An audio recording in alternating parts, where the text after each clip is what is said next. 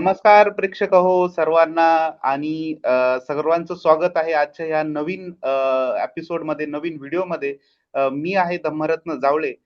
यशवंतराव चव्हाण मुक्त विद्यापीठ इथे मी काम करत आहे आणि आपल्यासोबत आहेत नॅशनल स्किल्स नेटवर्क याच्या सर्वे सर्वा माधुरी दुबे मॅडम. आज आपण यासाठी भेटलो आहोत की आपण आज अप्लाइड लर्निंग टूल किट याबद्दल माहिती करून घेणार आहोत. पण त्याआधी मला वाटते की आपण या टूल बद्दलचं बॅकग्राऊंड आणि याच्या मागची पार्श्वभूमी ही स्वतः माधुरी मॅम यांच्याकडून ऐकूयात. Thank you, Dhamma. That was such a wonderful introduction. And Also to our audience, I would like to inform them that this is a series of videos we are doing on the Applied Learning Toolkit. And today we have our expert with us, Dr. Dhammaratna, and he is going to give us an overview, and he has volunteered to do so, for which we are very thankful. And this toolkit is a product of India-Australia collaboration, and you will learn more as we go ahead, discuss the toolkit and show you the toolkit itself, which is a free download and you can use it and benefit a lot from it, whether you're a teacher or a school leader, or you're into training, or you're someone who's interested in teaching vocational or skill-based subjects and use applied learning as a methodology. So, first I will introduce our audience to the toolkit very briefly and then you can take over. तो जैसे आपने अगर पहले हमारे videos देखे होंगे तो आपको पता चला होगा कि हमने एक टूल किट लॉन्च किया है, जो एक रेफरेंस मटेरियल की तरह यूज़ कर सकते हैं स्कूल्स में। ये स्कूल्स के टीचर्स और प्रिंसिपल्स या स्कूल लीडरशिप के लिए बहुत ही यूज़फुल डॉक्यूमेंट है। और आज के ज़माने में जब हम कौशल विकास या स्किल डेवलपमेंट या वोकेशनल सब्जेक्ट्स की बातें कर रहे हैं, तो ये टूल किट बहुत ही इम्पॉर्टेंट होगा, क्योंकि जब हम ऐसे सब्जेक्ट्स की बात करते हैं तो हमको करिकुलम, मेथडोलॉजी, पढ़ाने का तरीका और असेसमेंट्स जो हम बनाते हैं, इन सब चीज़ों में बहुत से बदलाव लाने की ज़रूरत होती है। तो इसी कॉन्टेक्स्ट में आज हम लोग ये टूल किट के बारे में आपको एक इंट्रोडक्शन देना चाह रहे हैं। So over to you Dhamma, you can briefly tell us and then we can show them the tool kit. Thank you so much, Madhuri, first of all, for having me here and having me to introduce this toolkit. जसं माधुरी मॅडमने सांगितलं तसं आपण आजचं हे जे discussion आहे ते आपण खास मराठी जे आहेत सगळे आपले स्टेक होल्डर्स त्यांच्यासाठी करत आहोत. त्यामुळे हे आपण मराठीतून आणि काही भाग जो असेल तो इंग्लिशमधून असेल.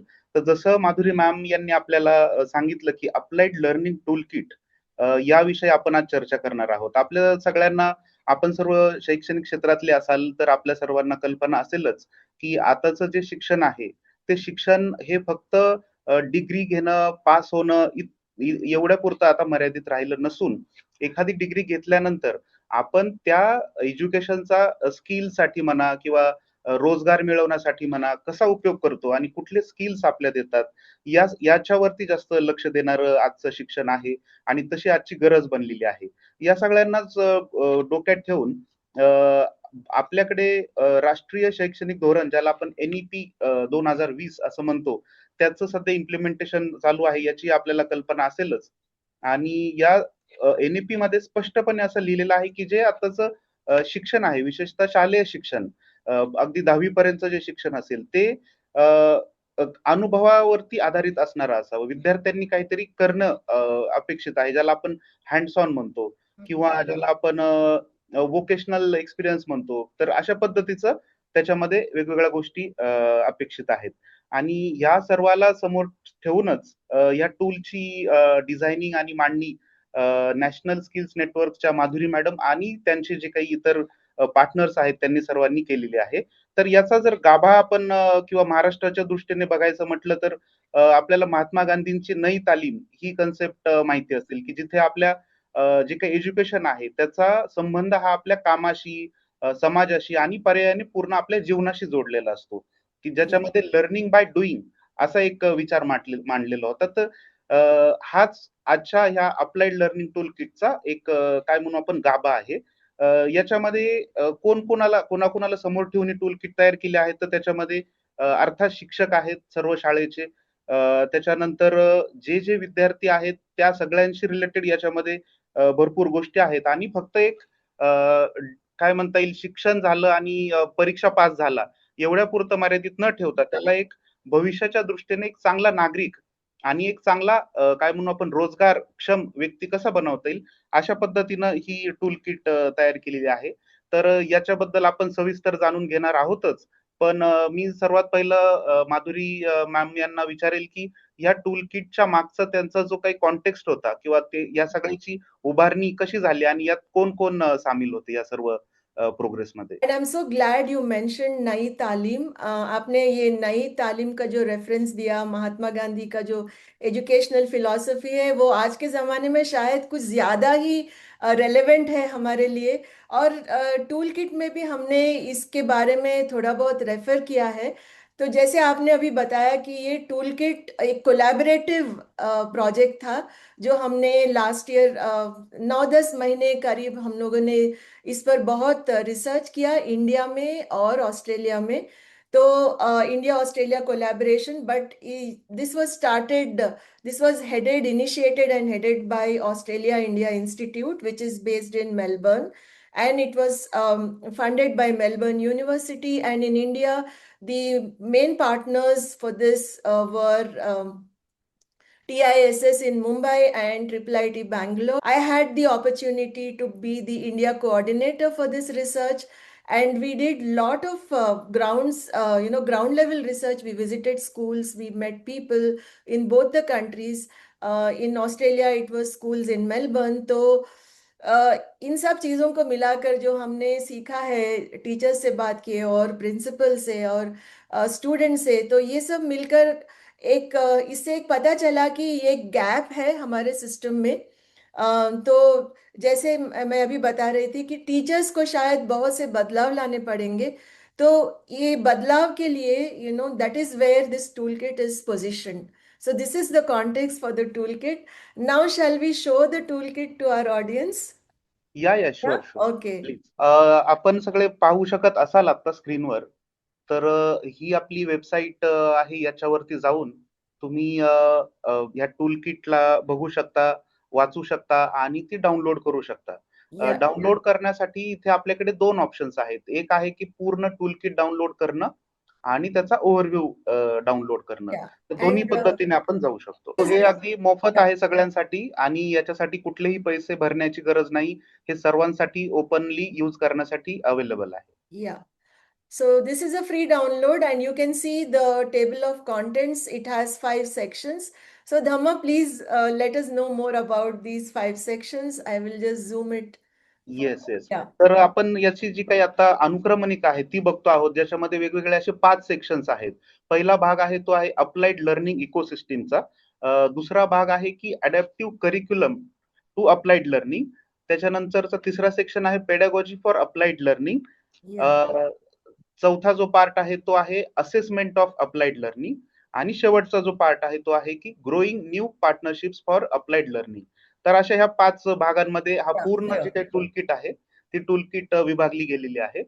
आता आपण त्याचे वेगवेगळे जे भाग आहेत 5 भाग, ते 5ही भाग तुम्ही इथे वेगवेगळ्या पीडीएफ्स मध्ये डाउनलोड करू शकता. Yeah.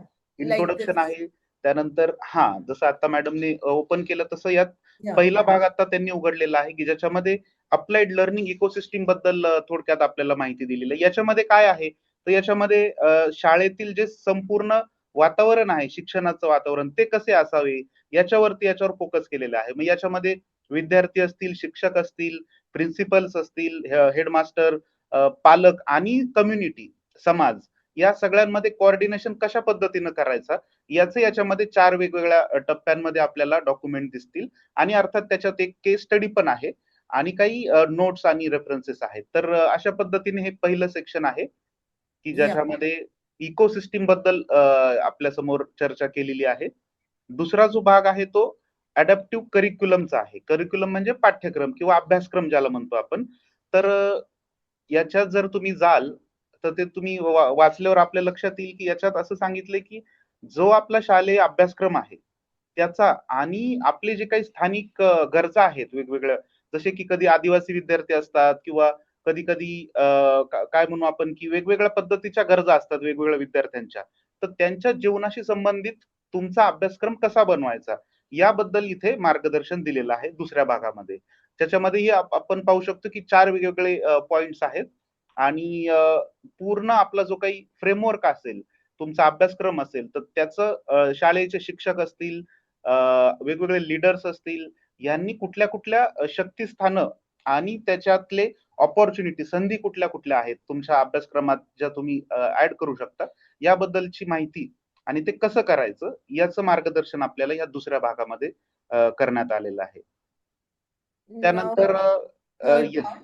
Hmm. येस. त्यानंतर आपण पाहू शकतो की तिसरा जो सेक्शन आहे तो पेडागॉजी फॉर अप्लाइड लर्निंग, की याच्यासाठीची कुठल्या-कुठल्या पद्धती आहेत, शैक्षणिक पद्धती कुठल्या-कुठल्या आहेत, याबद्दलचं मार्गदर्शन या पेडागॉजी फॉर अप्लाइड लर्निंग या तिसऱ्या सेक्शनमध्ये दिलेला आहे. हा थोडासा विस्तृत असलेला भाग आहे. 8 भागांमध्ये याची विभागणी आहे आणि त्याच्यामध्ये काय-काय आहे, तर कोलॅबोरेटिव्ह लर्निंग आहे, प्रोजेक्ट बेस्ड लर्निंग आहे, स्टुडंट सेंटर्ड टीचिंग याचं प्रॅक्टिकल मार्गदर्शन याच्यामध्ये आहे. सोबतच याच्यामध्ये सीपीडी ऍक्टिव्हिटी सारख्या काही इंटरेस्टिंग गोष्टी आहेत की ज्या आपल्याला फार कामाच्या ठरतील विद्यार्थ्यांसमोर जाताना, त्यांच्यासमोर वेगवेगळे अभ्यासक्रम मांडताना आणि वेगवेगळ्या ऍक्टिव्हिटीज कशा डिझाईन करायच्या जेणेकरून विद्यार्थ्यांचं शिक्षणामधलं आणि शिकण्यामधलं त्यांचा रुची अजून वाढेल, इंटरेस्ट अजून वाढेल, यासाठीच्या गोष्टी आपल्याला ह्या पूर्ण टूल किटमध्ये दिसतात, या सेक्शनमध्ये दिसतात पर्टिक्युलर. त्याच्यानंतरचा जो सेक्शन आहे तो आहे assessment of applied learning. Yeah. की आता विद्यार्थ्यांना तुम्ही शिकवलं आहे, पण त्याचं असेसमेंट कसं करायचं, त्याचं मोजमाप कसं करायचं. तर आपल्या ज्या पारंपरिक पद्धतीने त्याचं असेसमेंट होतं की परीक्षा घेणं वगैरे, याच्या पलीकडे जाऊन कुठल्या कुठल्या गोष्टी करता येतील, जसं की रिअल वर्ल्ड प्रॉब्लेम्स म्हणजे आपल्या आसपासचे जे वेगवेगळे समस्या आहेत, त्याच्यावरती कंटिन्युअस असेसमेंट कसं करायचं, या सगळ्याचं मार्गदर्शन इथे आपल्याला वेगवेगळ्या अशा 5 भागांमध्ये विभागलेलं आपल्याला दिसेल. की याच्यामध्ये एक्झाम्पल दिलेले आहेत त्यांनी की outcome based developmental learning rubric कसं डिझाइन करायचं आहे, की ज्याच्याने तुम्ही विद्यार्थ्यांना जे शिकवलंय त्याचं मोजमापही करता येईल आणि जेणेकरून तुम्हाला समजेल की आता याच्यात अजून किती काय म्हणता येईल, वेळ देणं किंवा याच्यात किती रिव्हिजन्स करणं गरजेचं आहे.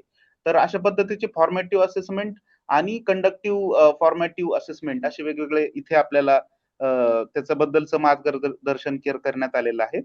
आणि जो पुढचा भाग आहे, जो शेवटचा आहे, तो आहे पार्टनरशिप्स बद्दल, की आता हे सगळं जर आपल्याला करायचं असेल, तर फक्त एक शिक्षक म्हणून किंवा एक शाळा म्हणून आपल्याला करणं शक्य नाही. तर यासाठी आपल्याला अनेक जणांचं भागीदारी लागणार आहे, ज्याला आपण पार्टनरशिप्स म्हणतो, की ज्याच्यामध्ये शाळा आणि इंडस्ट्री म्हणजे उद्योग विभाग असेल किंवा वेगवेगळ्या एन-जी-ओज असतील, नॉन गव्हर्नमेंटल ऑर्गनायझेशन्स असतील आणि कम्युनिटी यांच्यातलं कोऑपरेशन, सहकार्य आणि देवाण-घेवाण कशा पद्धतीनं वाढवता येईल, जेणेकरून विद्यार्थ्यांना त्याचा वास्तविक अनुभव मिळेल, की बाहेरचं जग कसं आहे.